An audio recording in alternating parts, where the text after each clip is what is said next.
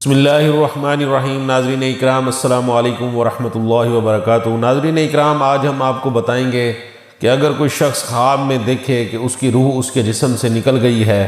یا آسمان کی طرف چلی گئی ہے یا اس نے اپنی روح کو اپنی ہتھیلی پر رکھا ہوا ہے یا کسی اور مرد کی صورت میں اپنی روح کو دیکھا ہے تو اس کی تعبیر کیا ہوگی؟ ناظرین اکرام، خواب میں روح کا دیکھنا فرزند ہے، یعنی بیٹا ہے یا مال ہے یا اہل و عیال ہے۔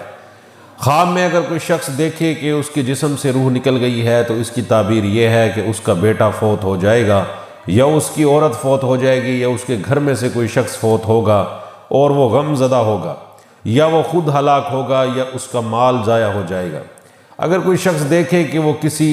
اور مرد کی صورت میں اس کی روح ہے اور بہت خوش طبع ہے اور اچھی ہے تو اس کی تعبیر یہ ہے کہ اس کا بیٹا پیدا ہوگا اور خوش خلقی ہوگی اور اس کے ساتھ اچھا معاملہ کیا جائے گا۔ اگر کوئی شخص خواب میں دیکھے کہ اپنی روح کو اس نے ہتھیلی پر رکھا ہوا ہے اور آسمان کی طرف دیکھ رہا ہے اور روح کو ہتھیلی کی طرف رکھا ہوا ہے تو اس کی تعبیر یہ ہے کہ کسی خطرناک کام میں مشغول ہوگا اور کام میں پھنسا رہے گا۔ اگر کوئی شخص خواب میں دیکھے کہ اس کی روح اس کے جسم سے نکل کر